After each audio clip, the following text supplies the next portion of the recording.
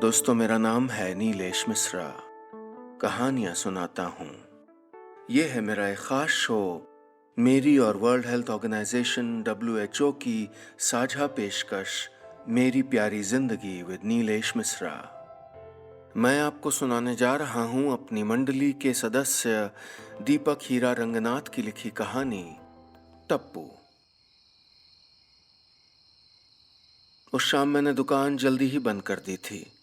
घर पहुंचा तो देहरी पर एक 5-6 साल का बच्चा बैठा था। मुझे देखते ही खड़ा हो गया। कौन हो आप? अंदर क्यों आ रहे हो? उसने मुझे दरवाजे पर ही रोक लिया। मेरी छोड़, तू कौन है बच्चे? और मेरे घर के सामने काहे बैठा है? मैंने भी रौब झाड़ा। आपका घर थोड़े है ये तो पम्मी आंटी का घर है और मेरा नाम टप्पू है। उसने गर्दन ऊंची की और मेरी आंखों में आंखें डालकर देखने लगा। तेरी पम्मी आंटी का हस्बैंड हूं। परे हट पुत्र, जाने दे। नहीं जाने दूंगा। और ये हस्बैंड क्या होता है? आंटी का तो अंकल होगा। आप अंकल हो क्या? वो जैसे लड़ने का मूड बनाने लगा। किससे उलझ रहा है टप्पू? पम्मी रसोई से बाहर आ गई। उसने टप्पू की निक्कर की जेब में लड्डू रखे और वो पम्मी को चूम के भाग गया। जाते जाते मुझे एक नजर ऐसे देखा जैसे धमकी दे रहा हो। ये लड़ाकू विमान कौन है भाई? पीले मकान में नई किराएदार आई हैं, उसी का लड़का है। बस दो ही हैं, माँ बेटा। पम्मी ने मुझे चाय थमा दी। मैंने खिड़की से बाहर देखा तो मैदान के उस पार टप्पू एक तितली के पीछे दौड़ रहा था। वीर जी का फोन आया था, डिनर पे बुलाया हमको। क्या कहूँ? पम्मी ने हिचकते हुए पूछा।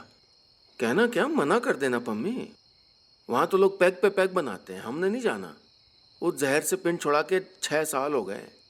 जो कीमत चुकाई वो कम थी क्या? मेरे लफ्ज हलक में अटक गए।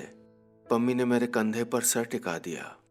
जितना उस हादसे को दफनाने की हम कोशिश करते, वो सर निकाल कर बाहर आ ही जाता था।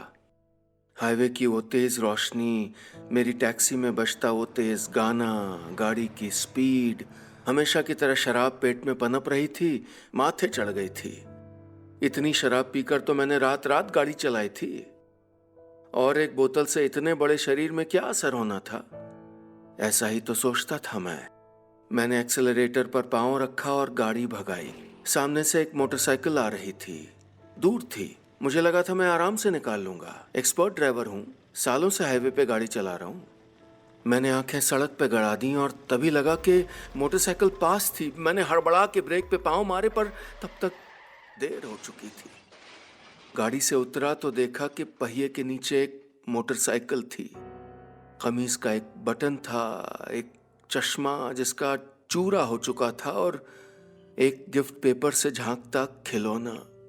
शराब ने मुझे एक पल में खूनी बना दिया था।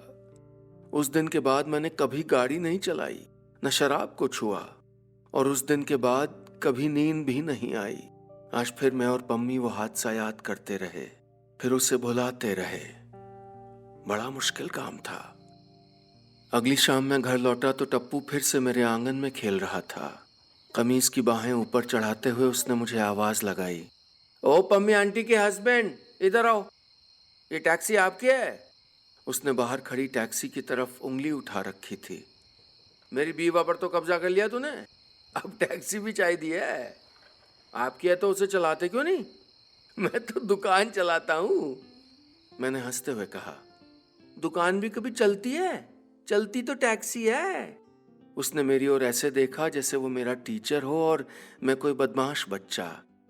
वो टैक्सी मेरा खिलौना है। मेरे प्यो ने मना कर दिया उसको हाथ लगाने को।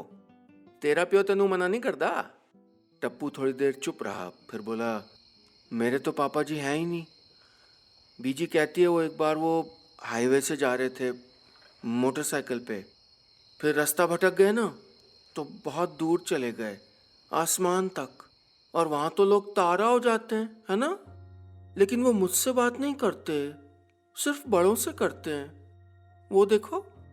उसने मेरी उंगली पकड़कर आसमान की ओर उठाई और सबसे चमकीले तारे पर जैसे रख दी। मैंने उसका हाथ छुड़ाया और घर में चला आया।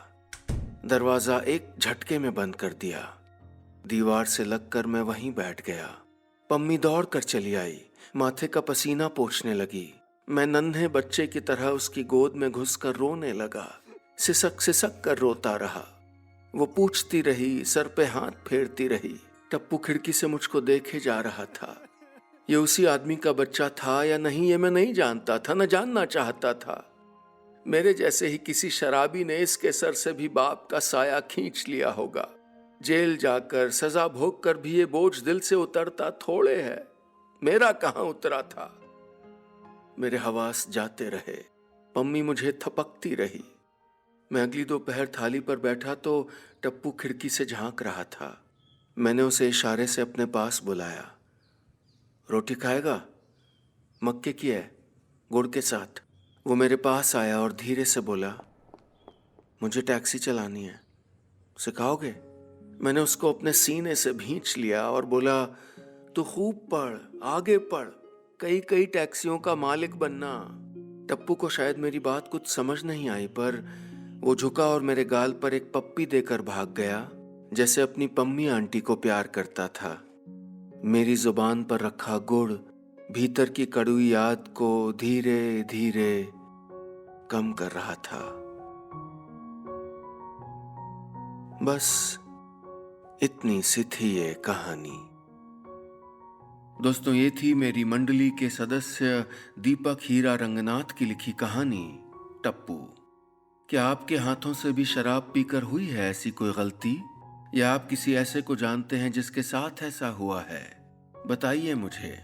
कोई किस्सा शेयर करिए नीचे कमेंट्स में मेरे साथ। और हाँ, अगर आप चाहते हैं कि आप या आपके जानने वाले शराब नहीं छोड़ पा रहे और उनको कोई मदद चाहिए, तो ईमेल करिए poisonswelove@gmail.com पर, यानी poisonswelove@gmail.com पर, या दिखाइए website poisonswelove.org।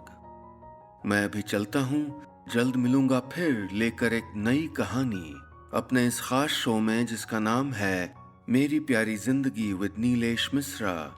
World Health Organization यानी WHO और मेरी एक साझा पेशकश।